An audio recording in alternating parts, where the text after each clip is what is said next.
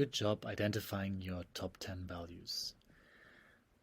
These 10 values are something like a compass for your life.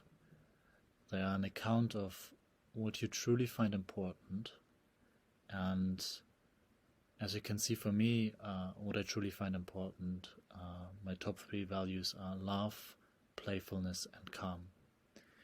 And so in an optimal world, I would always choose these. I would always be loving, playful, calm, adaptable, generous. But often we end up being reactive and not following our values. And to get a bit of a feeling for this and kind of give you a framework on how to move towards your values and really live your values, I want to introduce you to a framework. This framework is called Choicepoint, and it has been developed by the famous scientist Stephen Hayes in the context of acceptance and commitment training. So Choicepoint is one of my favorite frameworks because it symbolizes how in each moment, in each situation, there are thoughts and feelings that are coming up. And in an ideal world, if we are completely free, we're, in this description, unhooked, we would always take moves towards the future that we want, towards our ideal lives, towards our values. But very often there are different thoughts and feelings coming up. Maybe we're stressed, maybe we feel like, shit, we need to get things done. We get hooked by that, and instead of moving towards the future, instead of being calm and loving and playful, we might end up being reactive to a situation and being angry at someone for not being fast enough, instead of being joyful, being dreadful, kind of being zombie-like.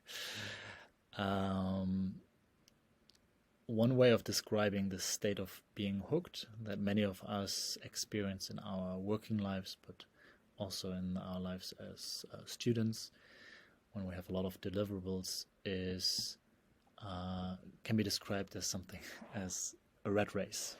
We're just turning and turning and turning, and we don't know why. A formula that I always found extremely useful is S, you can see it on the screen, S, open the bracket, close the bracket, R. S is stimulus, R is response. And so if we're in this rat race mode, it's just stimulus, response, stimulus, response, stimulus, response. We're extremely reactive. But the more space we can create between these brackets, the more different reactions we can choose. And this is where choice comes in. This is where freedom comes in. And so freedom really lies between those brackets. And in this video and in the next video, I'm going to show you a little bit how you can create that space so that you can not just have the default reaction, but choose reaction based on your values.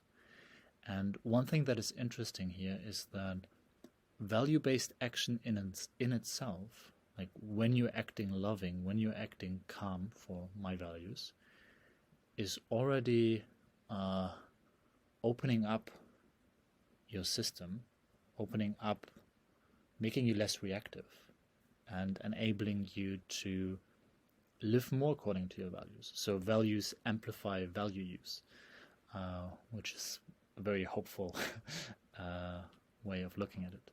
And so in the next exercise, we're going to look at how can we make your values more actionable? How can we leverage them? How can we promote value-based action in your life?